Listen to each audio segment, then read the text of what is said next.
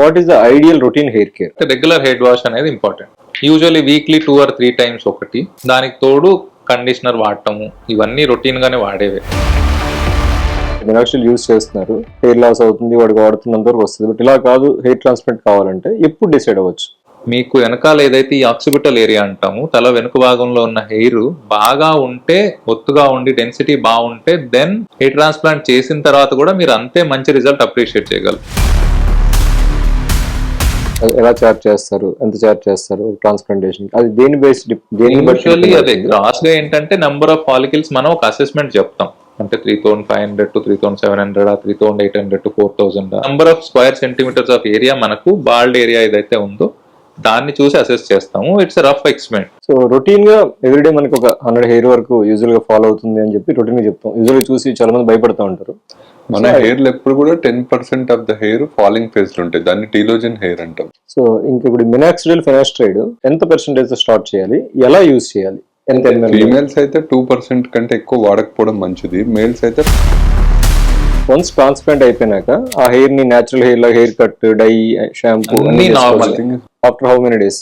After usually ఒక 1 month ఆగితే normal గానే ఉంటుంది. టర్కీ హెయిర్ ట్రాన్స్ప్లాంటేషన్ అంటే సెపరేట్ గా చేస్తారని అందరూ ఫ్లైట్లు ఇక్కడ నుంచి బుక్ చేసుకుని మరి వెళ్ళి చేయించుకొస్తున్నారు. నిజంగా అంత అవసరం ఉందా? టర్కీ వెళ్ళాల్సినంత అవసరం ఇక్కడే చేయించుకోవచ్చు కదా. ఆడ జరిగింది ఏంటంటే టర్కీ అనగానే అందరు ఫ్యాన్సీకి వెళ్తున్నారు, బట్ అక్కడ చాలా మంది నర్సింగ్ స్టాఫ్ చేస్తున్నారు. సో టుడే మనతో పాటు doctor Guruprasad Reddy, consultant plastic surgeon, Apollo hospitals and Aroha plastic surgery clinics, and doctor Madhu skin and hair clinics in Dilsukhnagar. మనతో they have actually transferred many peoples faces and hair with their elixir hands. So మనం వాళ్ళిద్దరితో ఈరోజు facts ఏంటి, general గా అందరికీ ఉన్న doubts ఏంటి ఈ టాపిక్స్ లో, అండ్ ఎవరు ఏ రకమైన ట్రీట్మెంట్ చూస్ చేసుకోవాలి అనేది మనకి లక్కీగా వీళ్ళిద్దరు ఉన్నారు కాబట్టి వాళ్ళతో డిస్కస్ చేసి మనం ముందుకెళ్దాం. Welcome to our podcast. So usual గా అందరికి వచ్చిన మెయిన్ థింగ్ ఏంటంటే హెయిర్ కేర్ ఎలా చేసుకోవాలి, దాని తర్వాత హెయిర్ ట్రాన్స్ప్లాంటేషన్ ఎప్పుడు చేసుకోవాలి, ఏ ఏజ్ లో చేసుకోవాలి, చాలా డౌట్స్. సో రొటీన్ హెయిర్ కేర్కి వస్తే for all males or females, what is the ideal routine hair care? వాళ్ళు ఏమేమి యూజ్ చేయాలి, ఎట్లా చేయాలి? సో సేమ్ అగైన్ రొటీన్ లో హెయిర్ ది ప్రాబ్లం ఏంటంటే దాని చుట్టూతో ఏదైతే ఆయిల్ మనకు ప్రొడ్యూస్ అవుతుందో సెబేసియస్ గ్లాండ్స్ అక్కడ కూడా ఉంటాయి తలలో కూడా. సో దానివల్ల అక్కడ డాండ్రఫ్ రావడానికి ఇట్లాంటి వాటికంటే స్కోప్ ఉంటుంది కాబట్టి రెగ్యులర్ హెడ్ వాష్ అనేది important. Usually weekly 2 or 3 times ఒకటి, దానికి తోడు కండిషనర్ వాడటము, ఇవన్నీ రొటీన్ గానే వాడేవి. అవి స్పెసిఫిక్ గా హెయిర్ కేర్ అంటూ ఇనిషియల్ గా ఎవరికి ఎక్కువ రాదు స్కోప్. ఎప్పుడైతే హెయిర్ ఫాల్ ఎక్కువ అవుతుందో or for whatever reason, hair fall కి మళ్ళీ మల్టిపుల్ రీజన్స్ ఉంటాయి. జెనెటిక్ అవ్వచ్చు, మన స్ట్రెస్ ఫ్యాక్టర్ అవ్వచ్చు, మన డయట్ అవ్వచ్చు, వీటన్నిటి వల్ల పోతాయి. సో అవన్నీ యాడ్ అవుతాయి. సో మెయిన్ ఫ్యాక్టర్స్ మాత్రం ఈ 3 జెనెటిక్ ఫ్యాక్టర్స్. ఎవరైతే ఫ్యామిలీలో ఉందో ఆల్రెడీ ఎగ్జిస్టింగ్ బాల్నెస్ వాళ్ళకు ఉన్న వాళ్ళకి. సెకండ్ థింగ్ మన డయట్ ప్యాటర్న్ ఏదైతే ఉందో, ఫాస్ట్ ఫుడ్స్ ఎక్కువ తిని ఎక్కువ అంటే మంచి న్యూట్రిషియస్ డయట్ కాకుండా ఉన్న వాళ్ళకి వీళ్ళకి. థర్డ్ పార్ట్ మన స్ట్రెస్ ఫ్యాక్టర్. స్ట్రెస్ వల్ల మన బాడీలో వచ్చే హార్మోనల్ ఇంబ్యాలెన్స్, వీటి వల్ల. ఇవి కాకుండా మిగిలినవన్నీ లైక్ యూ సెడ్ పొల్యూషన్ వల్ల అవ్వచ్చు, ఇంకా డెర్మటలాజికల్ కండిషన్స్ అవ్వచ్చు, వీటి వల్ల చాలా వాటి వల్ల హెయిర్ లాస్ అవుతుంది. ఆ టైంలో హెయిర్ కేర్ అనేది ఇంపార్టెంట్ ఉంటుంది చాలా మటుకు. సో రొటీన్ గా ఎవ్రీడే మనకి ఒక 100 హెయిర్ వరకు యూజువల్ గా ఫాలో అవుతుంది అని చెప్పి రొటీన్ గా చెప్తాం. యూజువల్ గా చూసి చాలా మంది భయపడతా ఉంటారు. మన హెయిర్ లో ఎప్పుడు కూడా 10% of the hair falling phase లో ఉంటాయి. దాన్ని టీలోజన్ హెయిర్ అంటాం. వన్స్ టీలోజన్ హెయిర్ కి వచ్చినాక దాని లైఫ్ అనేది 60 నుంచి 90 రోజులు ఉంటుంది. సో 60 to 90 days లో అది పోయి కొత్త హెయిర్ వస్తుంది. సో రోజు 50 to 100 స్టాండ్స్ పోవడం అనేది నార్మల్. దాన్ని చూసి కంగారు పడకూడదు. బట్ ఎప్పుడు పేషెంట్ డాక్టర్ని చూడాల్సిన అవసరం ఉంటుంది? Not only for hair transplant, for hair treatment కానీ రొటీన్ అవసరం కానీ ఏ స్టేజ్లో? అంటే పర్సంటేజ్ ఆఫ్ హెయిర్ లాస్ అవ్వచ్చు, లేదా ఆండ్రోజన్ అలోపేషియా అట్లా అవ్వచ్చు, లేదా ఉమెన్ అయితే ఎప్పుడు రావాలి, మేల్ అయితే ఎప్పుడు రావాలి, ఏ స్టేజ్లో డాక్టర్ని చూడాల్సిన అవసరం? ఇప్పుడు ఫీమేల్స్ లా 2 థింగ్స్ చాలా ఇంపార్టెంట్ గా గుర్తుపెట్టుకోవాలి. ఒకటి acute hair loss, second prolonged pattern thinning.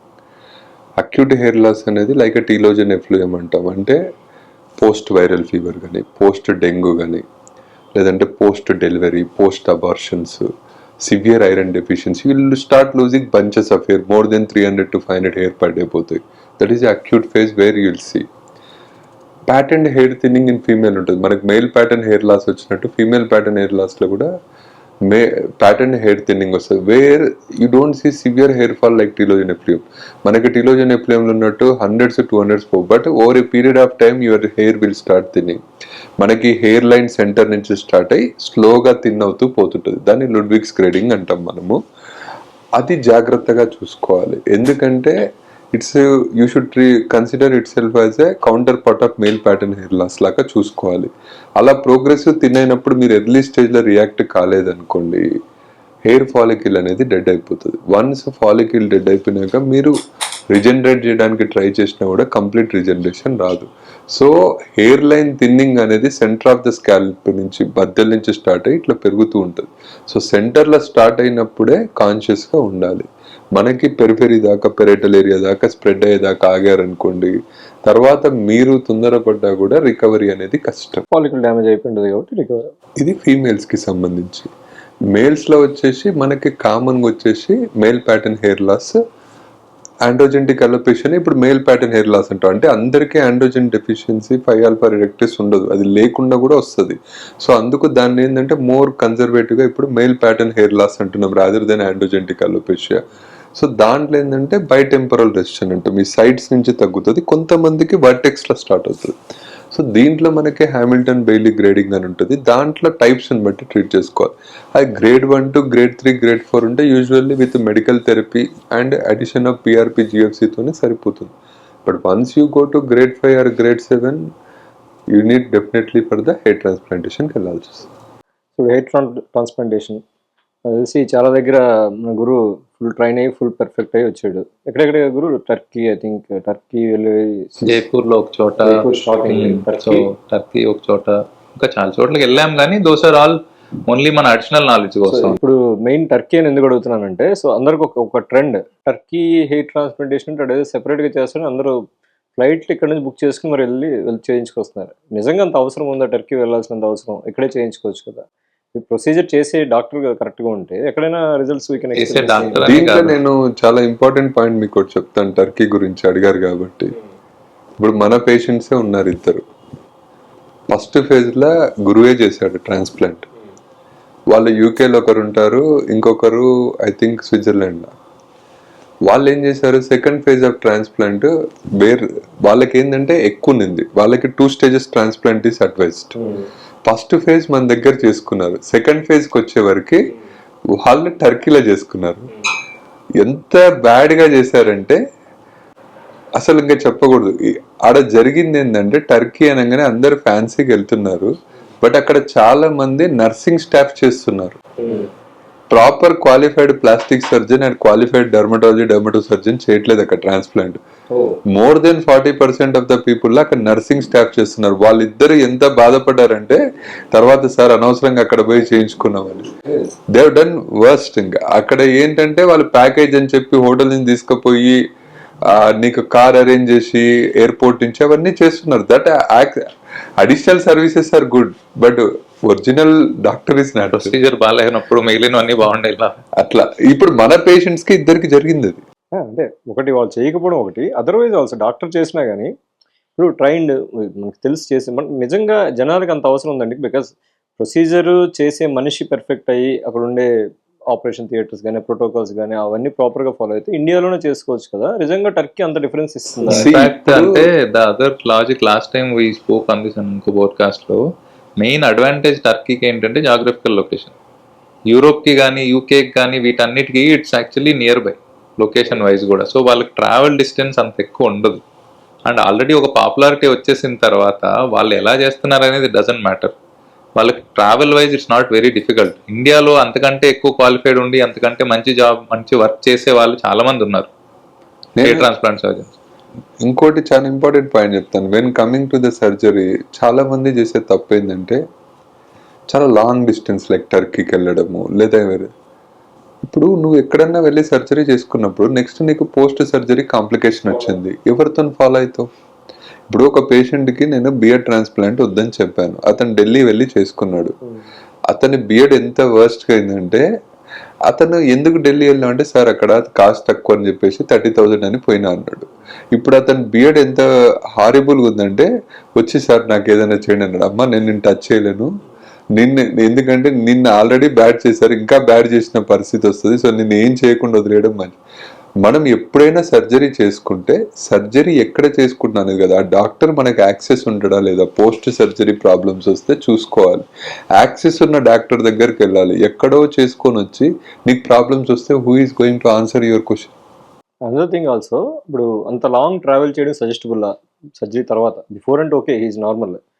ఒకటి ఫాలోఅప్ కావాలి, కాంప్లికేషన్ వస్తే మళ్ళీ వెళ్ళలేరు, అది పక్కన పెడితే హౌ మతలబ్ చేసిన తర్వాత ఎన్ని రోజుల వరకు వాళ్ళ లోకల్ కండిషన్స్ ఉండాలి? Ideal would be week hair transplant అయితే. బట్ దెన్ కొందరు ఈవెన్ టర్కీలో ఎవరో ఎందుకు, నేను వన్ ఐ వాజ్ ట్రావెలింగ్ ఇంకో చోటుకి, లేఓవర్ టర్కీలో ఉన్నప్పుడు అక్కడ వెళ్తే ఎయిర్పోర్ట్ లో there are enough people with bandage on the back of head, with దాని మీద బ్లడ్ స్టెయిన్ కూడా ఉంది. అంత ఫాస్ట్ గా వెళ్ళిపోతున్నారు వెనక్కి కూడా. బట్ దెన్ వాళ్ళ ప్రాక్టికల్ ఇష్యూస్ అవ్వచ్చేమో. బట్ దెన్ ఐడియల్లీ 1 వీక్ ఉంటే most of the issues settle అవుతాయి ఆ లోపల. అంటే we don't anticipate any complications beyond that duration.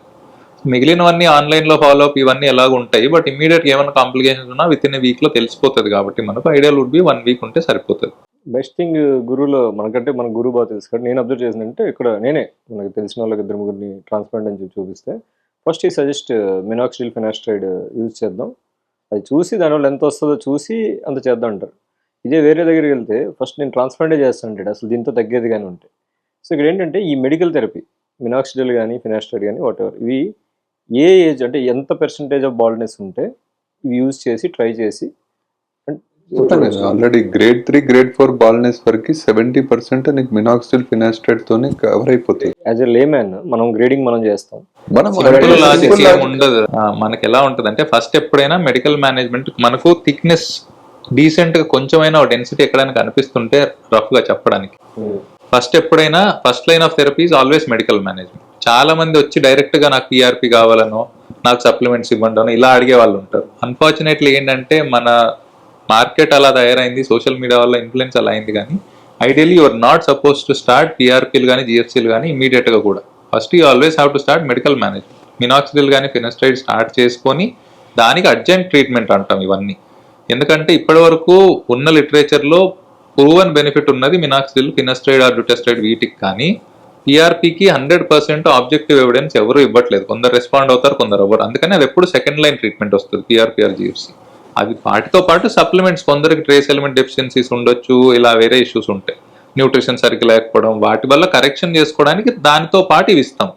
మిగిలినవి ఇంకా ఈ ఎల్ఈడి థెరపీ అంటారు, ఇవి చాలా ఉంటాయి. ఇవన్నీ దోస్ ఆర్ లైక్ జస్ట్ ఏదో మీకు టైం పాస్ కోసం ట్రై చేద్దామంటే చేయొచ్చు. దానివల్ల బెనిఫిట్ ఎవరు ఇప్పటిదాకా 100% ప్రూవ్ చేయలేదు. వస్తే అందరి అదృష్టం, బట్ దానివల్ల వచ్చిందని ఎవరు క్లెయిమ్ చేసుకోలేరు. ఇప్పుడు మన గురువు చెప్పినట్టు ఇంతకు ముందు చాలా మంది సార్ మేము 12 సెషన్స్ తీసుకున్నాం పిఆర్పి, 13 సెషన్స్ పిఆర్పి తీసుకున్నాం, బట్ మాకేం రిజల్ట్ రాలేదని. అది తప్ప. అదే నేను చెప్తున్నాను, ఫస్ట్ మెడికల్ థెరపీ తీసుకున్నాక పిఆర్పి అయినా జిఎఫ్సి అయినా ఆల్రెడీ గురువు మెన్షన్ చేశారు, దాన్ని బూస్టర్ లాగా వాడాలి. You should not use as a first line therapy. మొదటి లైఫ్ దశ ట్రీట్మెంట్గా ఎప్పుడూ వాడకూడదు.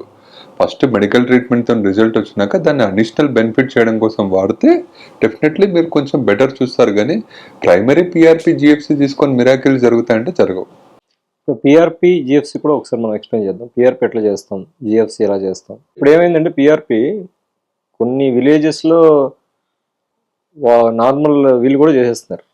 ఏం లేదు, పిఆర్పిలో ఏంటంటే difference between main PRP and జిఎఫ్సిలో ఏంటంటే, పిఆర్పిలో స్టేజెస్లో ఏదైతే ఉందో మనం మాన్యువల్గా రియేజెంట్స్ అవి యాడ్ చేసి ఇవి చేయొచ్చు, కొందట్లో ప్రీఫిక్స్ ఉంటుంది. సో దాంట్లో కొంచెం వేరియేషన్ వస్తుంది ఒక్కళ్ళు. End of the day PRP అయినా జిఎఫ్సి అయినా ఎందుకు చేస్తామంటే, మెయిన్ కాన్సెప్ట్ పిఆర్పిఆర్ జిఎఫ్సిలో బేసిక్ ఏంటంటే, మనం దాంట్లో ప్లేట్లెట్ డిరైవ్డ్ గ్రోత్ ఫ్యాక్టర్స్ అనేవి ఉంటాయి. వాటిని హార్వెస్ట్ చేసి వాటిని ఇంజెక్ట్ చేయడం వల్ల హెయిర్ ఫాలికల్ ఏదైతే కొన్నిసార్లు దానికి డెన్సిటీ ఇంప్రూవ్ చేయడానికో కొంచెం ఆ ఫాలికల్ స్ట్రెంగ్తనింగ్ అయినా హెల్ప్ అవుతుంది అన్న కాన్సెప్ట్ తోటి దాన్ని చేస్తాం. అది ప్రాసెస్లో ఒక్కొక్కళ్ళు ఇండివిజువల్ వేరియేషన్ రాకుండా ఉండడానికి ఒక ఫిక్స్డ్ వేరియేషన్ అంటే ఫిక్స్డ్ రిజల్ట్ రావడానికి జిఎఫ్సి ఈజ్ మోర్ ప్రిఫరబుల్. ఆ విధంగా చూస్తే కొంచెం ఈల్డ్ ఎక్కువ వస్తుంది జిఎఫ్సిలో కంపేర్ టు పిఆర్పి. గ్రాస్గా ప్రాసెస్ వైజ్ సేమ్ మనకి ఈల్డ్ వచ్చేది ఏదైతే ప్లేట్లెట్ డిరైవ్డ్ గ్రోత్ ఫ్యాక్టర్స్ అంటాం PDGF. So end of the day అదంతా వచ్చేది ఎండ్ ఆఫ్ ద ప్రోడక్ట్ ఒకటే.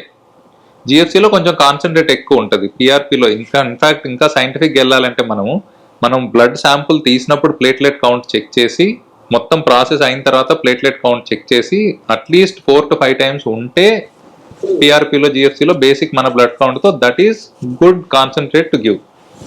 అది ఐడియల్గా హెల్ప్ కూడా అవుతుంది మనకు బూస్ట్ అవ్వడానికి హెయిర్ గ్రోత్. ఇవన్నీ ఎక్కడా జరగవు. పిఆర్పి అంటే మీరు ర్యాండమ్గా పడుకోబెట్టి తీసేసి బ్లడ్ శాంపుల్ ఒక అరగంటలో ఇచ్చేసి పంపించేయటమే. అట్లీస్ట్ మనం చూస్ చేసుకునేది జిఎఫ్సి రెగ్యులర్గా ఏంటంటే కొంచెం దానివల్ల స్టాండర్డైజ్డ్ వస్తుంది కాన్సన్ట్రేట్. అందుకని జిఎఫ్సి ప్రిఫర్ చేస్తాం అంతే. కొంచెం expensive on the comparison PRP తోటి. But end of the day ఇవన్నీ డిస్కస్ చేసుకున్నట్టు this is only booster therapy. And in fact I would not recommend somebody who is not getting good benefit after 3-4 sessions. ఎందుకంటే initial 2-3 sessions improvement రాకపోతే వాళ్ళు responder కాదని అర్థం. ఎందుకంటే వాళ్ళకి పీడీజిఎఫ్ తోటి పెద్దగా ఏం రెస్పాన్స్ అంటే వాటికి నీడ్ లేదు అని. అలాంటి వాళ్ళకి 20 sessions ఇచ్చినా కూడా దానివల్ల ఏం డిఫరెన్స్ రాదు. అందుకని నేను బయట కూడా ద ప్రాక్టీస్ ఈస్ మీరు రాగానే ఒక 6 sessions పిఆర్పికి డబ్బులు కట్టించేస్తారు. ఐఎమ్ నాట్ టోటలీ ఏమంటారు in support of that, because I would recommend first ఒక 2 to 3 sessions చేసుకోండి. ఇఫ్ యూ ఫీల్ దట్ దాంతో రెస్పాన్స్ ఉంది అంటే then it make sense getting more sessions. అంతేగాని 20 sessions 15 sessions తీసుకొని దానివల్ల రెస్పాన్స్ రాలేదంటే మీకు ముందు నుంచి రాంది ఇప్పుడు కొత్తగా ఏమొస్తుంది? సో ఐడియల్గా తీసుకున్నాక ఒక పిఆర్పి థెరపీ అయినాక ఎన్ని రోజుల్లో రిజల్ట్ రావచ్చు? With in a month you should appreciate. Hair fall తగ్గడం ఒకటి, డెన్సిటీ పెరగడం, ఇండివిజువల్ ఫాలికల్ థిక్నెస్ పెరగడం చూస్తాం మనం. గ్రాస్గా కూడా వాళ్ళకే తెలుస్తుంది, మనం చెప్పాల్సిన పని లేదు. Even the patient themselves can notice. So ఇంక ఇప్పుడు minoxidil finasteride there are percentages కదా, 5%, 10%. ఐడియల్గా అంటే పర్సంటేజ్ ఆఫ్ హెయిర్ బట్టి రొటీన్గా ఎవరైనా ఇప్పుడు మనకు చూపించుకునే దాని బదులు యూజ్ చేద్దామంటే బిఫోర్ యంగ్స్టర్స్ కానీ వీళ్ళు హెయిర్ లాస్ అవుతుంది, సాఫ్ట్వేర్ ఎంప్లాయీస్ కానీ ఎవరైనా అవ్వచ్చు, వాళ్ళు ఎంత పర్సంటేజ్ స్టార్ట్ చేయాలి, ఎలా యూజ్ చేయాలి? ఫీమేల్స్ అయితే 2% కంటే ఎక్కువ వాడకపోవడం మంచిది. మేల్స్ అయితే 5%తో స్టార్ట్ చేసుకోవాలి. అండ్ దాంట్లో కూడా ట్వైస్ ఏ డే అప్లికేషన్ చేసుకోవడం మంచిది. అండ్ ఇంకోటి ఏంటిదంటే మినాక్సిడిల్ ఫస్ట్ మీకు అవసరమా లేదా ఫస్ట్ అసెస్ చేసుకోవాలి. చాలా మంది అవసరం లేకుండా మినాక్సిడిల్ వాడుతున్నారు. సో దానివల్ల ఏమవుతుందంటే మీరు అది బంద్ చేయగానే మళ్ళీ సడన్ హెయిర్ ఫాల్ ఉండి ప్యానిక్ ఎక్కువ అవుతుంది. సో ఫస్ట్ అసలు మన కండిషన్కి మినాక్సిడిల్ అవసరమా లేదా చూస్ చేసుకోవాలి. సెకండ్, మేల్స్ అయితే 5%తో స్టార్ట్ చేసుకోవాలి. అండ్ థర్డ్ వన్ మనం చెప్పినట్టు చాలా సోకాల్డ్ ఆన్లైన్ మినాక్సిడిల్స్ అవన్నీ వస్తున్నాయి. So those are generic brands. నేను ఎగ్జాంపుల్ చాలా మంది చెప్తుంటా, యుఎస్లో చాలా మంది ఈజ్ అ జెనరిక్ బ్రాండ్, అది వాడి మాకు పెద్ద రిజల్ట్ లేదన్నారు. వాళ్ళకి జస్ట్ నేను ఎక్కువ వాడకుండా జస్ట్ హెయిర్ సప్లిమెంట్ టాబ్లెట్స్ ఇచ్చి బ్రాండెడ్ మినాక్సిడిల్స్ ఇస్తే they are seen a dramatic response. అంటే బ్రాండెడ్ మినాక్సిడిల్కి అంత డిఫరెన్స్ ఉంటుంది.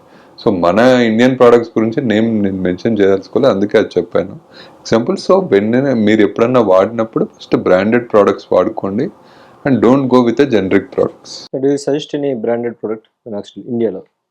ఉన్నాయి, మంచి కంపెనీస్ అన్నీ ఉన్నాయి. రెడ్డిస్ వాళ్ళది ఉంది, సిప్లా ఉంది, మనకు అన్ని స్టాండర్డ్ సన్ ఫార్మా వాళ్ళది ఉంది. So all good companies have, top companies అన్నిటికీ ఉంది branded minoxidil. Choose one of the company, I don't go with single company. So అప్లికేషన్లో ఎనీ స్పెసిఫిక్ ప్యాటర్న్స్ ఎక్కడ అప్లై చేసుకోవాలి, male and female? See especially to the మనం ఇంతకుముందు మాట్లాడిన fronto temporal area, ఈ both sides centre వర్టెక్స్లో ఎక్కువ వాడాలి. 1 ml in the morning, 1 ml in the night కంటే ఎక్కువ పెట్టుకోకూడదు.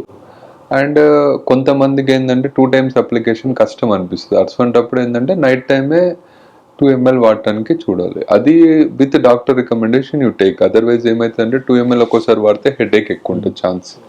సో ఇంక ఫీమేల్స్కి వచ్చేసి సెంటర్ ఆఫ్ ద స్కాల్ప్లో మెయిన్లీ వేసుకో, వర్టెక్స్లో మధ్యలో పాకెట్ పెట్టుకున్నట్టుగా. ఇంకొకటి the one additional point minoxidil application ఏంటంటే కొందరు దే ఆస్క్ లైక్ పెట్టుకున్న తర్వాత ఎప్పటికీ హెడ్ బాత్ చేయొచ్చు అదేమి. యూజువలీ ఒక 2 hours వరకు if you leave it alone that is ideal పెట్టుకున్న తర్వాత. అండ్ హెడ్ బాత్ చేయొచ్చు, ఆయిల్ పెట్టుకోవచ్చు, ఇవన్నీ just give it couple of hours time. And after that minoxidil వాడిన వాళ్ళకి రిజల్ట్ వస్తే ఎన్ని మంత్స్లో రావచ్చు? Will start seeing from 2nd month onwards. The baby hair అనేది 2nd month నుంచి స్టార్ట్ అవుతుంది. Best results will be seen after 4 to 6 months. 4 to 6 months. So start చేసి ఆపేయద్దు, అట్లీస్ట్ 4 to 6 months యూజ్ చేసి దెన్ దే కెన్ డిసైడ్. మనం simple hair ఆపకూడదు.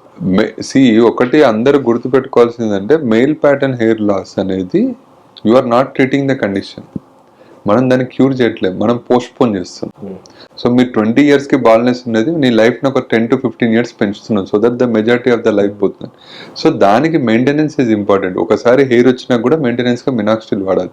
So there is no cure for male pattern hair loss. So మీరు నాకు cure ఉంటుంది అనే concept నుంచి బయటికి రండి. హార్మోనల్ది జెనెటికల్ దాన్ని మనం ఏం చేస్తున్నాం అంటే విత్ మెడికేషన్ వీఆర్ పోస్ట్పోనింగ్. నీ life majority of the life నువ్వు బాల్డ్ కాకుండా మెయింటైన్ చేసుకుంటే so that you will feel happy and your family will be happy. Simple అదే ఏంటంటే ఒక సింపుల్ స్టేట్మెంట్ ఎలా ఉంటదంటే, చాలా మంది అడిగేది ఎన్ని రోజులు వాడాలి మినాక్సిడిల్ అనే దానికి ఆన్సర్ ఏంటంటే మీకు ఎన్ని రోజులు హెయిర్ కావాలంటే అన్ని రోజులు వాడాలి, యాజ్ సింపుల్ యాజ్ దట్. అందుకని దాని అదర్ నో అదర్ ఆప్షన్. ఎందుకంటే మన బాడీలో హార్మోన్స్ ఉన్నంత వరకు ఈ మెయిల్ ప్యాటర్న్ హెయిర్ లాస్ అనేది కంటిన్యూ అవుతా ఉంటుంది. So we are with holding that అంతే. So when they can decide to go for hair, వాళ్ళు ఎప్పుడైతే అంటే మినాక్సిడిల్ యూజ్ చేస్తున్నారు హెయిర్ లాస్ అవుతుంది వాడికి వాడుతున్నంత వరకు వస్తుంది, బట్ ఇలా కాదు హెయిర్ ట్రాన్స్ప్లాంట్ కావాలంటే ఎప్పుడు డిసైడ్ అవ్వచ్చు? అదే గ్రేడ్ 3 or 4 తర్వాత, ఈవెన్ ఆఫ్టర్ యూజింగ్ మినాక్సిడిల్, ఫినస్టైడ్ వీటన్నిటి అయిన తర్వాత కూడా if the hair growth is not very significant అవ్వచ్చు, ఆర్ వాళ్ళకి సాటిస్ఫాక్షన్ అంత రాలేదు. వీటన్నిటికీ కాకుండా మోస్ట్ ఇంపార్టెంట్ ఫ్యాక్టర్ ఏముంటుందంటే డోనర్ డెన్సిటీ. మీకు వెనకాల ఏదైతే ఈ ఆక్సిపిటల్ ఏరియా అంటాము, తల వెనుక భాగంలో ఉన్న హెయిర్ బాగా ఉంటే, ఒత్తుగా ఉండి డెన్సిటీ బాగుంటే, దెన్ హెయిర్ ట్రాన్స్ప్లాంట్ చేసిన తర్వాత కూడా మీరు అంతే మంచి రిజల్ట్ అప్రిషియేట్ చేయగలరు. ఇప్పుడు వారంలో ఒకళ్ళిద్దరు వచ్చి మేము వెనక్కి పంపించే వాళ్ళు ఉంటారు, చేయలేము ట్రాన్స్ప్లాంట్ ఎందుకని. మొన్న ఒక 22 years అబ్బాయి వచ్చాడు, సో వచ్చి ట్రాన్స్ప్లాంట్ కావాలన్నాడు. బట్ అన్ఫార్చునేట్లీ ఆ అబ్బాయి 22 yearsకి మొత్తం స్కాల్ప్ అసలు ఏం లేదు, క్రౌన్ అంతా, వెనకాల చాలా ఒక చిన్న స్ట్రిప్ ఉంది. నేను మొహాటం లేకుండా చెప్పేశాను, నేను ఐ కాంట్ డూ ఎనీథింగ్. నేనే కాదు, ప్రపంచంలో ఎవరు చేయలేరు. బాడీ హెయిర్ తీసి పెట్టినా కూడా body hair is not at all a good option for hair transplant. ఎందుకంటే దాంట్లో బయట అదే ఏదైతే ఉన్నాయో టీలోజన్ ఫేజ్ చాలా ఎక్కువ ఉంటుంది వాటికి, సో అనజన్ ఫేజ్ తక్కువ ఉంటుంది. సో మీకు బయట కనిపించే హెయిర్ చాలా తక్కువ వస్తుంది బాడీ హెయిర్లో పెట్టుకున్నా కూడా ట్రాన్స్ప్లాంట్. చాలా మంది వచ్చి మాకు డోనర్ సైట్ ఎక్కువ లేదు, బియర్డ్ నుంచి తీయండి, బాడీ నుంచి తీయండి అంటే, beard is again second grade quality than compared to me scalp, తల మీద ఉన్న హెయిర్ మీద beard is second grade quality. So దీనికి కూడా టీలోజన్ కొంచెం ఎక్కువ ఉంటుంది. సో ఇవన్నీ ప్రాబ్లమ్స్ ఉంటాయి దాంతో. అందుకని donor site is important. Donor బాగుంటే then you are a good candidate for hair transplant. So hair transplantation అంటే ఈజ్ దేర్ ఎనీ పర్సెంటేజ్ అంటే 30% ఆఫ్ హెయిర్ లాస్ అయితే మీరు కంపల్సరీ చేసుకోవాలి, అట్లా డిసైడ్ చేసుకోవాలి? సేమ్ గ్రేడ్ బట్టి, మనకి ఏదైతే ఈ గ్రేడింగ్ బట్టే మనం డిసైడ్ చేస్తాం. గ్రేడ్ 1 to grade 7 వరకు ఉంటాయి. సో మనకు యూజువల్లీ 2-3 వరకు ఇమ్మీడియట్ గా మెడికల్ ట్రీట్మెంట్ లో చాలా మటుకు సెటిల్ అవుతాయి. 4 is again border line. 4 beyond ఇంకా హెయిర్ ట్రాన్స్ప్లాంట్ ఈజ్ ఇంకా చేయలేము. ఇది ఒక రిలేటివ్ థింగ్ కూడా. ఇప్పుడు కొంతమంది గ్రేడ్ 2, grade 3 ఉంటారు, కాకపోతే వాళ్ళకి మెడికల్ ట్రీట్మెంట్ లో ఇంకా hair follicles Rao, but they want look full thick. So అలాంటి వాళ్ళు ట్రాన్స్ప్లాంట్ చేసుకోవచ్చు, దెర్ ఈస్ నథింగ్ రాంగ్, ఎందుకంటే వాళ్ళకి డోనర్ ఏరియా ఫుల్ ఉంటుంది.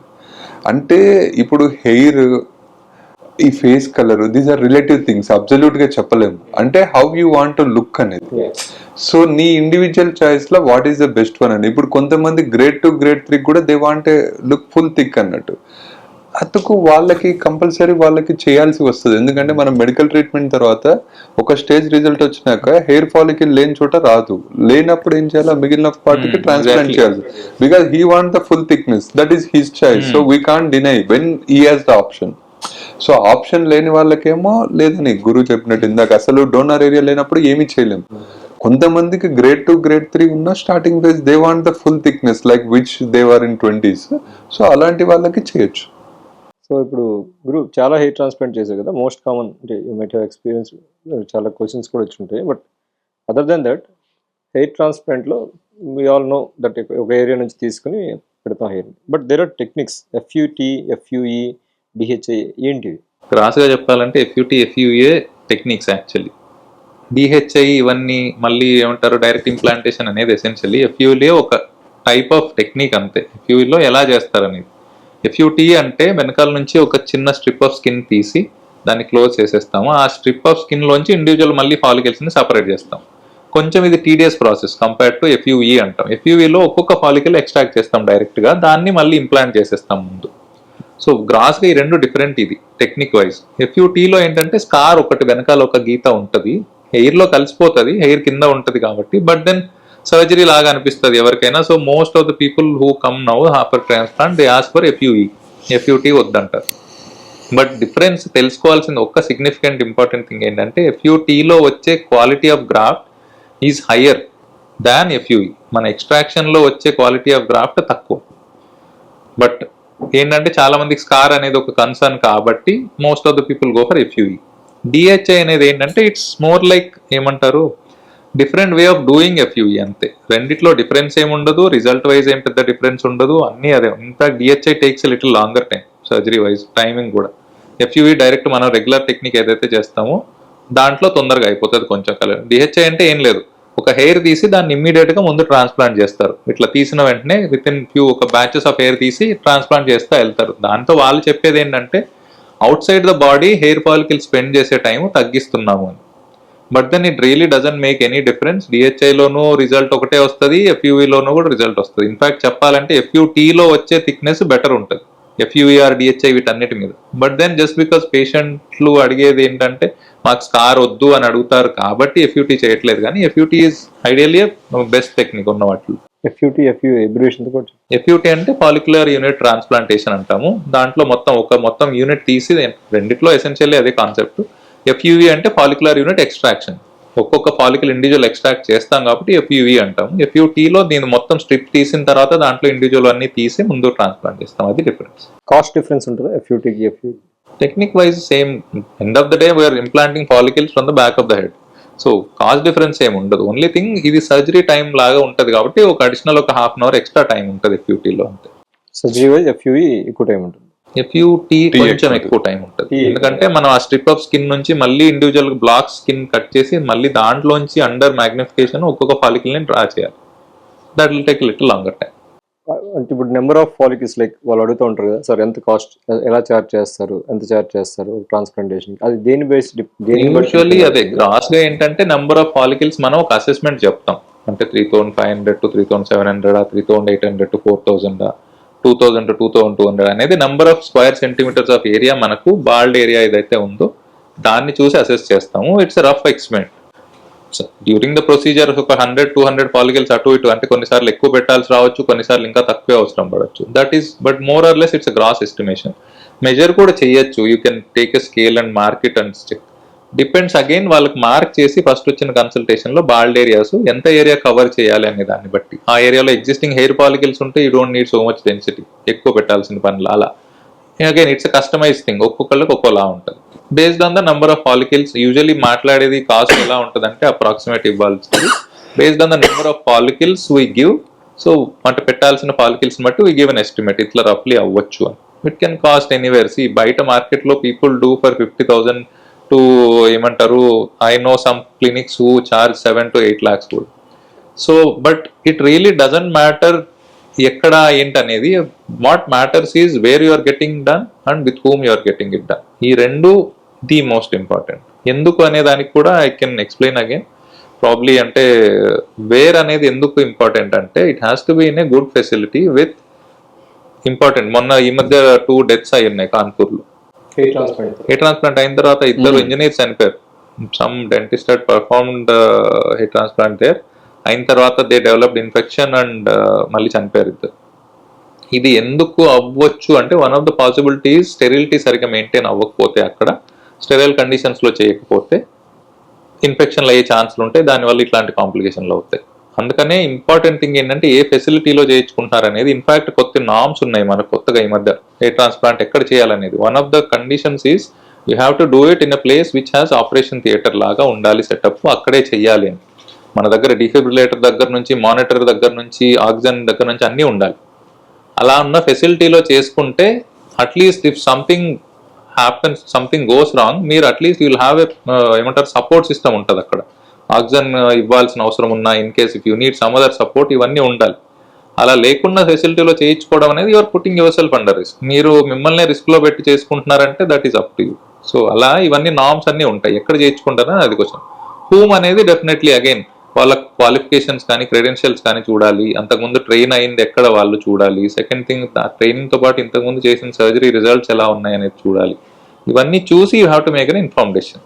ఇలా కాకుండా ర్యాండమ్ గా యాడ్ ఇచ్చారు, సో దాన్ని చూసి ఆ యాడ్ ఇచ్చారు కాబట్టి వెళ్ళి చేయించుకుందాం అనుకుంటే దట్స్ అన్ అదే మీ చాయిస్, అది మనం ఏం చేయడానికి ఏముండదు అందులో. సిన్స్ యూ ట్రావెల్ చాలా కంట్రీస్ వెళ్ళి ట్రైన్ అయ్యి వచ్చాయి కాబట్టి వాట్ ఈస్ ద డిఫరెన్స్? అంటే మన దగ్గర నుంచి వేరే దగ్గర కానీ మన దగ్గర కానీ ట్రైనింగ్ ఆస్పెక్ట్ కానీ సెటప్ వైజ్ ఓకే, మంచి హాస్పిటల్స్ అయితే మన దగ్గర కూడా స్టెరిలిటీ మెయింటైన్ చేస్తాం. అదర్ దెన్ దీస్ థింగ్స్ ఇంకేమైనా డిఫరెన్సెస్ ఉన్నాయా అక్కడ సక్సెస్ రేట్ కానీ? ఫ్రాంక్లీ చెప్పాలంటే జీరో డిఫరెన్స్ ఉంటుంది. ఫ్రాంక్లీ ఆనెస్ట్ గా చెప్పాలంటే ఓన్లీ థింగ్ వాళ్ళు అంటారు కొంచెం యాడ్లు బెటర్ ఇస్తారేమో, మనం యాడ్లు ఇవ్వలేమేమో, అంతే. That is the only difference. కానీ doesn't really matter who does it. Technique wise it's not going to differ from country to country. ఎందుకంటే ఈ వరల్డ్ వైడ్ యూనిఫామ్ గా చేసే టెక్నిక్ అంతా సేమే స్టాండర్డ్ గా. ఎవరు చేస్తున్నారు అనేది ఇంపార్టెంట్. క్వాలిఫైడ్ పర్సన్ చేస్తున్నారా లేదా? టర్కీలో అయినా I'm not against people getting it in. అక్కడ టర్కీలో చేయించుకోవడం తప్పేం కాదు, చేయించుకోవచ్చు. బట్ అక్కడైనా you'll have to do your research. వాళ్ళేవో 4 ఫోటోలు పెట్టారని చెప్పి వాళ్ళ దగ్గరికి వెళ్ళి వాళ్ళ క్వాలిఫికేషన్ చెక్ చేసుకోకుండా ఎవరితోనో ఇప్పుడు మొదలు అన్నట్టు నర్సింగ్ స్టాఫ్ తో వెళ్ళి చేయించుకుంటే ప్రాబ్లం అవుతే నర్సింగ్ స్టాఫ్ కి ఐఎమ్ నాట్ సేయింగ్ వాళ్ళు ట్రైన్ అయ్యి ఉండరు, బట్ దెన్ వాళ్ళు కాంప్లికేషన్ అయితే దాన్ని ట్రీట్ చేయడానికి కూడా ట్రైన్ అయ్యి ఉండాలి. అందుకనే మెడికల్ ప్రొఫెషనల్ చేసేదానికి నాన్ మెడికల్ వాళ్ళు చేసేదానికి డిఫరెన్స్ ఎక్కడ ఉంటుందంటే, సర్జరీలో ఇప్పుడు 4 కుట్లు వేసే వాళ్ళు ఎవరైనా చేయొచ్చు 4 స్టిచెస్ వేయటం. బట్ దెన్ స్టిచెస్ వేసిన తర్వాత ఏదైనా ప్రాబ్లం వచ్చినా medical professional can deal with it, regular person can't deal. అందుకనే డిఫరెన్స్ వస్తుంది చేయించుకోవడం. ఇప్పుడు ఎవరైనా ఎందుకైనా మేము ఎందుకు చెప్తాము క్వాలిఫైడ్ పీపుల్తో చేయించుకోమని? సేమ్ థింగ్ ఇప్పుడు మొన్న ఏదో ఈ మీమ్స్ కూడా వస్తున్నాయి కదా.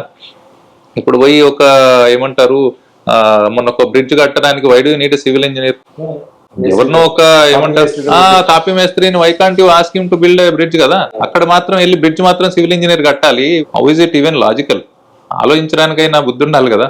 And bridge is not something which is living, your body is something which is alive. దీన్ని తీసుకెళ్లి ఎవరి చేతుల్లోనే పెడుతున్నావు.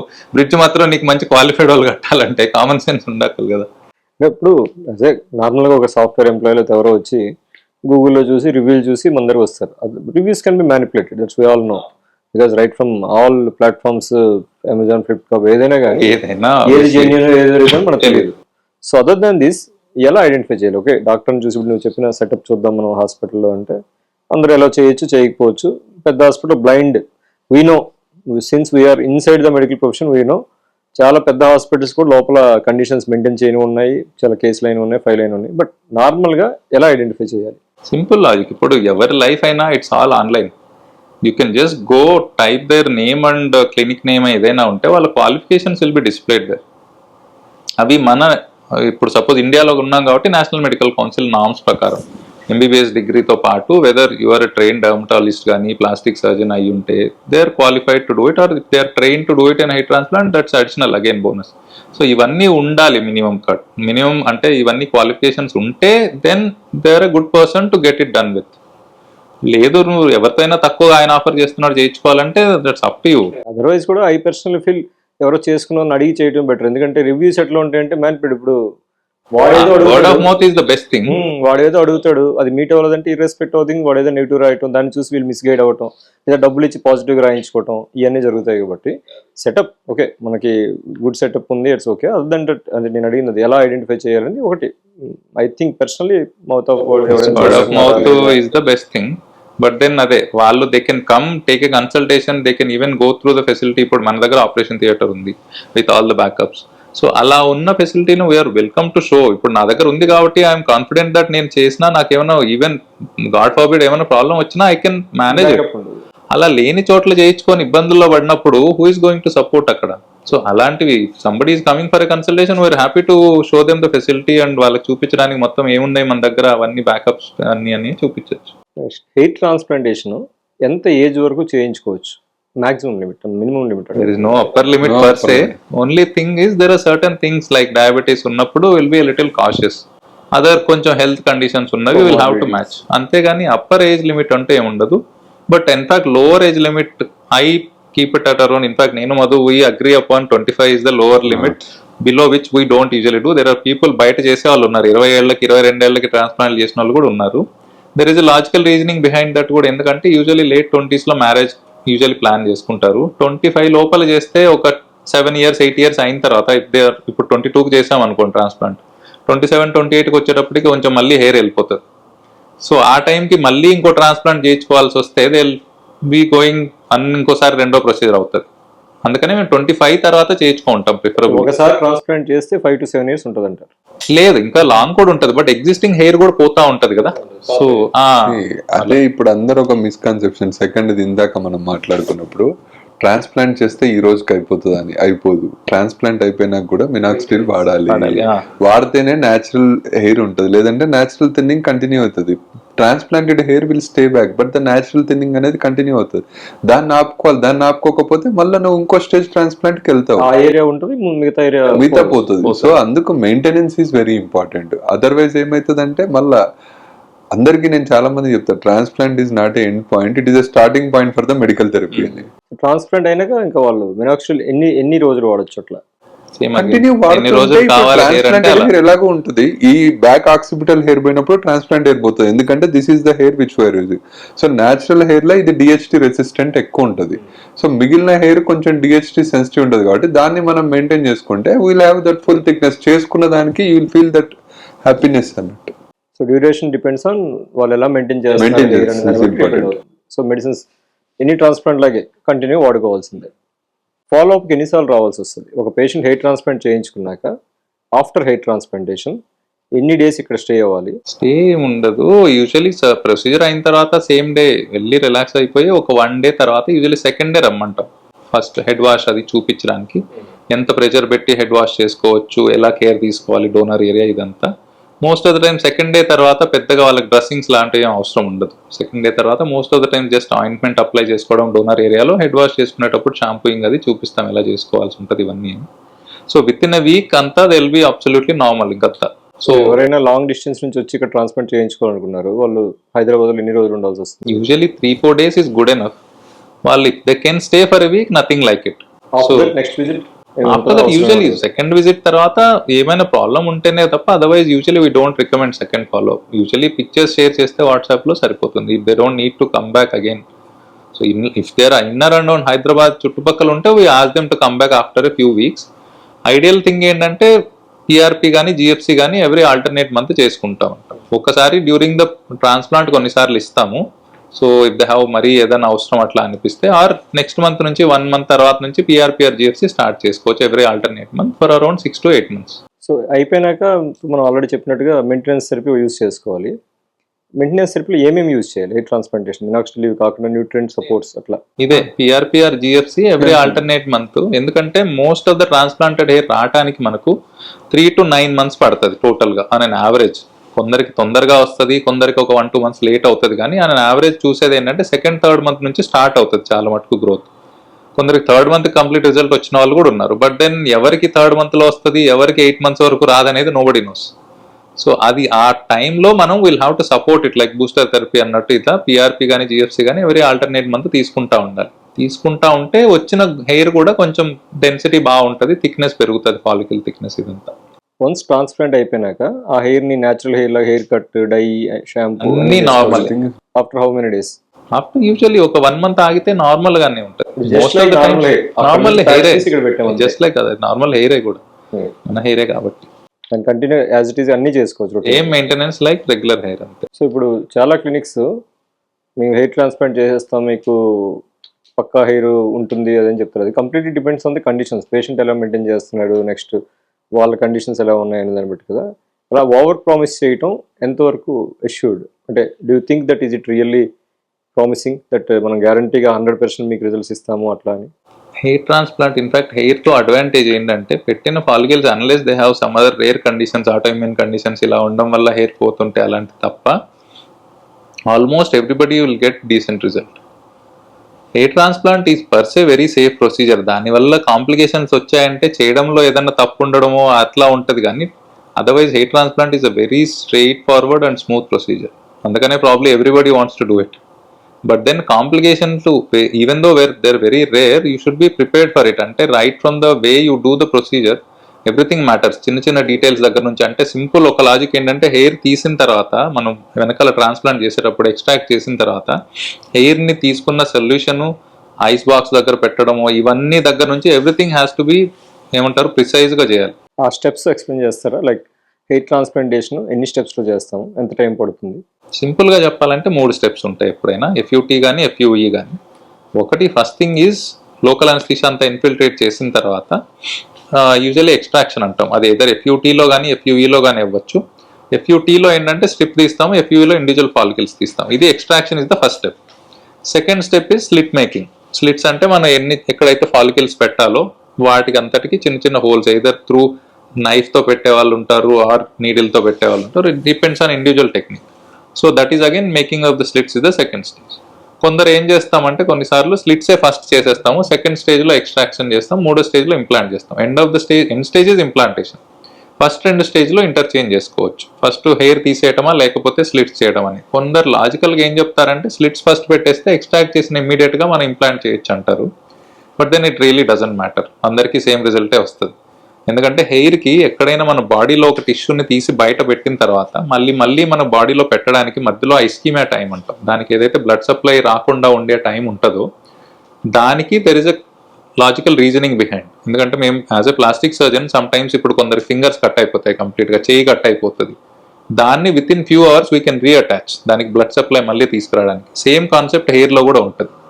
హెయిర్ చుట్టూతా, హెయిర్ పాలికల్ చుట్టూతా ఉండే కంటెంట్ ఏదైతే ఉందో అందులో మజిల్ కానీ వేరే ఏమి ఉండదు ఎక్కువ, hardly any amount of muscle, కొంచెం ఫ్యాట్ టిష్యూ ఇట్లా ఉంటుంది. సో దానికని even though it doesn't have blood supply for a long time, మళ్ళీ వెంటనే పెట్టిన తర్వాత it will regain that. So పెద్ద ఇష్యూ ఏమి ఉండదు, అక్కడ నుంచి లోకల్ న్యూట్రిషన్ వచ్చేస్తుంది.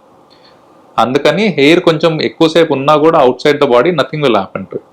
ఓకేనా? సో అందుకని ఆ స్టెప్స్ అయితే ఎసెన్షియల్లీ ఇవే మనం ఇంటర్చేంజ్ చేసిన. First step is extraction usually, second step is slit making, third step is implantation of the hair. So this is మనకి జనరల్ బయట చెప్పేది ఏంటంటే ఎవరైనా మనం డాక్టర్ని చూసేటప్పుడు మార్కింగ్, హార్వెస్టింగ్ ఈ రెండు చాలా ఇంపార్టెంట్ స్టెప్స్. ఎలా చేస్తాను దాన్ని బట్టి బేస్ చేసుకుని చూసుకోవాలి. ఆ రెండు ఒకసారి ఎక్స్ప్లెయిన్ చేస్తాను. మార్కింగ్ ఎలా ఉంటుందంటే అగైన్ లైక్ ఎ సెడ్, ఒక ఇండివిజువల్కి వాళ్ళ ఏమంటారు చాయిసెస్ ఉంటాయి, ఆర్ వాళ్ళ ఆస్పిరేషన్స్ అవ్వచ్చు. ఏదైనా నాకు మరీ ముందుగా ఇక్కడ దాకా హెయిర్ కావాలనే వాళ్ళు ఉంటారు. అన్ఫార్చునేట్లీ వాళ్ళకి డోనర్ సరిగా లేకపోతే నోబడి కెన్ గివ్ దట్. కొందరికి అవసరం లేదు. మొన్న ఒక అబ్బాయికి నేను యాక్చువల్లీ ఏమంటారు కొంచెం ముందుకు మార్క్ చేశాను, ఎందుకంటే he was fairly young, 27 years అబ్బాయి. So I wanted to give a good hair line but he was hesitant. I said it's purely his choice, he wanted a little back. So అలా అని. So but then marking స్టాండర్డ్గా అంటే ఏమి ఉండదు, దాని వాళ్ళకున్న bald ఏరియాని బట్టి మనకు వాళ్ళకి యూజువల్ ఏం చేస్తామంటే ఫోర్హెడ్ మరీ బ్రాడ్గా ఉన్న వాళ్ళకి కొంచెం వెనక్కి పెట్టుకోవచ్చు, మరీ ముందుకు తీసుకురాలేము. అలా డిఫరెంట్, ఒక్కోళ్ళకి ఒక్కోలా డిఫర్ అవుతుంది. రీసెంట్గా షేవ్లెస్ ట్రాన్స్ప్లాంటేషన్స్ అని అవి ఎఫ్యూ అని, వాట్ ఈస్ దట్? షేవ్లెస్ అంటే ఏం లేదు, అంటే లాంగ్ హెయిర్ ట్రాన్స్ప్లాంట్ అన్నాం ఎసెన్షియల్లీ. కొందరికి టెంపరల్ ఏరియా అంటే ఇక్కడ ఓన్లీ సైడ్స్కి మాత్రమే ఉంటే వాటికి మొత్తం ట్రిమ్ చేయాల్సిన అవసరం లేదు. హెయిర్ వెనకాల హెయిర్ని కూడా మొత్తం ట్రిమ్ చేయకుండా పార్ట్ ఆఫ్ ద హెయిర్ పైకి లిఫ్ట్ చేసి అక్కడ మనం ఎంతైతే డోనర్ తీసుకోవాలో అంతవరకే మనం ట్రిమ్ చేసేసుకొని మిగిలిన హెయిర్ అంతా ఇంటాక్ట్గా ఉంచేసుకొని చేసుకోవచ్చు. It's a very common procedure being done from several years, చాలా ఏళ్ళ నుంచి చేస్తున్నారు. ఇది కొత్త ప్రొసీజర్ ఏం కాదు. కొత్తగా probably people are making it more popular అంతేగాని it's been there for a while. And లేడీస్లో ఎక్కువ వాళ్ళు అంటే మొత్తం గుండు చేయించడం అంటే ట్రిమ్ చేసేయడం కొంచెం వాళ్ళకి ఇబ్బందికరం కాబట్టి లాంగ్ హెయిర్ ట్రాన్స్ప్లాంట్ చేస్తాము. Only problem with long hair transplant is it takes a lot of time. Second thing ఏంటంటే డెన్సిటీ ఎక్కువ ఇవ్వలేము, ఎందుకంటే మీకు ఆల్రెడీ ఎగ్జిస్టింగ్ హెయిర్ ఉంటుంది కాబట్టి మధ్యలో స్లిట్స్ చేయడం is a little difficult. Other procedures like hair transplantation there are alternatives, micro pigmentation, synthetic implants, hair cloning, అవి నిజంగా ఆల్టర్నేటివ్సా లేక just hair transplant is the best solution? Best solution is always hair transplant because that is your natural hair, nothing beats it. మీరు ఎంత fibre పెట్టుకొని ఇవి పెట్టుకున్నా, hair patches పెట్టుకున్నా, end of the day artificial. So దీన్ని మించింది లేదు. But then donor area సరిగా లేకపోతే మేమే సజెస్ట్ చేస్తాం, you can get micro pigmentation done కానీ లేకపోతే హెయిర్ ప్యాచెస్ పెట్టించుకోమనో ఇదని వీ ఓన్లీ సజెస్ట్. సో ఇప్పుడు ఎవరైనా లైక్ యూనో ఫారెన్లో ప్రైసెస్ ఎక్కువ ఉంటాయి, ట్రీట్మెంట్ కాస్ట్స్ ఎక్కువ ఉంటాయి. సో వాళ్ళు ఎవరైనా వచ్చి ఇక్కడ మీ దగ్గర హెయిర్ ట్రాన్స్ప్లాంటేషన్ చేయించుకోవాలనుకుంటే వాళ్ళు ఎన్ని డేస్ అప్ పీరియడ్ పెట్టుకో, లైక్ బిఫోర్ ఎన్ని డేస్ ఉండాలి, ప్రొసీజర్ తర్వాత ఎన్ని డేస్ ఉండాలి? ప్రొసీజర్ బిఫోర్ ఏం పెద్దగా అవసరం లేదు. యూజువల్లీ 1 day ప్రయర్ వస్తే బ్లడ్ టెస్ట్ వర్క్ ఏమైనా ఉంటే అవి చూడొచ్చు, మిగిలిన ఏమైనా హెల్త్ కండిషన్స్ ఉంటే వాటికి నీడెడ్ కన్సల్టేషన్ అవి చూసుకోవచ్చు. పోస్ట్ ప్రొసీజర్ యూజువల్లీ ఒక 4 to 5 days ఐడియల్గా ఉంటే ఐడియల్, అంటే వాళ్ళు long distance 1 week is best ఉన్న వాటిలో, అంతకంటే ఎక్కువ అవసరం. Of course conditions doesn't permit అలా ఉన్న వాళ్ళైతే 3-4 days కైనా పర్లేదు, ఎందుకంటే మోస్ట్ ఆఫ్ ద టైమ్స్ ఆ లోపల డోనర్ సైట్ డ్రై అయిపోతుంది. ఎందుకంటే మేము చూసే రొటీన్ ట్రాన్స్ప్లాంట్లో post procedure second or third డేకి వెనకాల గాయం ఏదైతే మనం అంటే ట్రాన్స్ప్లాంట్ తీసేటప్పుడు హెయిర్ ఫాలికల్ తీసేటప్పుడు అయిన ఇంజరీ అదంతా సెకండ్ థర్డ్ డేలో క్లోజ్ అప్ అయిపోతుంది. దాని తర్వాత ఇన్ఫెక్షన్స్ అలా అయ్యే chance very rare, but ideal would be a week. So after that results ఎన్ని డేస్ ఎక్స్పెక్ట్ చేయొచ్చు? యూజువల్ అగైన్ 3 to 4 months నుంచి స్టార్ట్ అవుతుంది మన follicle. 6 to 9 months, end of 6 to 9 months final result అంటాం. సో బట్ కొందరికి 3rd month లోనే complete hair వచ్చిన వాళ్ళు కూడా ఉన్నారు. So that again depends on person to person. So thanks Guru, finally, and thanks Madhu. We wish you keep on growing and keep serving people. Thanks for that. So let's wrap up. Finally ఏంటంటే మీరు hair transplantation చెప్పేది ఏంటంటే if anyone first they have to use minoxidil and finasteride. First కొన్ని రోజులు use చేయండి, 3 to 4 months చూడండి, results బాగున్నాయి అనుకుంటే కంటిన్యూ చేయండి. ఏజ్ ఇంకా యంగ్ అయితే just post phone it. After that ఇంకా తప్పదు హెయిర్ ట్రాన్స్ప్లాంటేషన్కి వెళ్ళాలంటే ఫస్ట్ ఒక కన్సల్టేషన్ చూసుకుని చెయ్యాలి పక్కా డాక్టర్తో డిసైడ్ అయిన తర్వాత, మీరు డిసైడ్ చేసిన తర్వాత ఒక 1 day ముందు వచ్చి చేయించుకుని ఒక 1 week మ్యాక్సిమం లేదా 3 to 4 days ఇక్కడ ఉండి ట్రీట్మెంట్ చేయించుకుని ఆ తర్వాత you can travel back anywhere. But results అనేది కంప్లీట్గా మీరు తీసుకునే న్యూట్రియంట్ సపోర్ట్తో కానీ లేదా వాళ్ళు తీసుకునే మినాక్సిల్ ఫినాస్ట్రైడ్ పోస్ట్ ట్రాన్స్ప్లాంట్ థెరపీ బట్టి కానీ వాళ్ళు తీసుకునే దాన్ని బట్టి రిజల్ట్స్ అనేది మెయింటైన్ అవుతాయి. రిజల్ట్ డెఫినెట్గా వస్తే ట్రాన్స్ప్లాంట్ చేసిన తర్వాత, బట్ మెయింటెనెన్స్ అనేది వాళ్ళ చేతుల్లో ఉంది. అదర్ దెన్ దట్ ఎవరైనా హెయిర్ ట్రాన్స్ప్లాంటేషన్ ఖచ్చితంగా చేయించుకోవాలంటే depends on the donor site. అవును. బట్ అన్నెసెసరీగా చిన్న దగ్గరికి వెళ్ళి లోకల్గా ఎక్కడ చిన్న వాడి దగ్గర చేయించుకోకుండా కొంచెం ఎస్టాబ్లిష్ సెటప్. ఎందుకంటే రీసెంట్గా 2 ఇన్సిడెంట్స్ కాన్పూర్లో మీరు చెప్పినట్టుగా డెత్ హెయిర్ ట్రాన్స్ప్లాంటేషన్ వల్ల అవ్వడం అనేది టోటలీ అవాయిడబుల్, అది టోటలీ అవాయిడబుల్ ఇన్సిడెంట్. అందుకని అన్నట్టు only 2 things you have to remember, where you are getting it done and with whom you are getting it done. ఈ 2 గుర్తుపెట్టుకోగలిగితే చాలు. కొంచెం స్టడీ చేసి not only on the online social media platforms, influences, Google reviews కాకుండా word of mouth publicity కానీ, లేదా వాళ్ళు already ఎంతమంది చేశారు, ఎక్కడ ట్రైన్ అయ్యారు, ఎలా చేస్తున్నారు, అవసరమైతే వాళ్ళ సెటప్ లైక్ మీరైతే చెప్పారు వాకిన్ వచ్చి అరోహాలో చూడొచ్చు, మీరు ఇక్కడ ఫెసిలిటీ చూసి డిసైడ్ అవ్వచ్చు. బట్ అందరూ అలా ఎలా చేయకపోవచ్చు, చాలామంది ఎందుకంటే లేనిది ఎలా చేయరు, నిండుకుండా తొనకదు అన్నట్టుగా మనం ఉన్నదైతే చూపిస్తాం. బట్ సో డిసైడ్ చేసుకుని take your time and decide. Don't, ఇది ఏమి ఎమర్జెన్సీ ప్రొసీజర్ కాదు, అనవసరంగా లైఫ్ రిస్క్ చేసుకోవద్దు అనేది ఒక సలహా. Thanks. Any final things or suggestions for? అదేనండి, same end of the day ట్రైన్డా కాదా చూసుకోవాలి ఒకటి. సెకండ్ థింగ్, మీ డోనర్ సైడ్ బాగుంటే anybody can do a good job. ఇక్కడ ఏదో మా దగ్గరికే వచ్చి చేయించుకోవాలని కాదు, always choose a qualified person, అంతే. That is the important thing. End of the day message ఏంటంటే even for skin related issues అయినా, హెయిర్ రిలేటెడ్ ఇష్యూస్ అయినా, for that any health issues, ఇప్పుడు అదే కదా చెప్తుంది. ఇప్పుడు బ్రెయిన్ కి అయితే న్యూరాలజిస్ట్ దగ్గరకు, న్యూరో సర్జన్ దగ్గరకు వెళ్తారు. When it comes to skin or hair, why don't you go to either dermatologist or plastic surgeon? Why do you go to somebody who is not even qualified? And it is most sensitive parts. అంటే ఇది visible part కూడా, beauty also. అదే. So ఇలాంటప్పుడు why do you take a risk?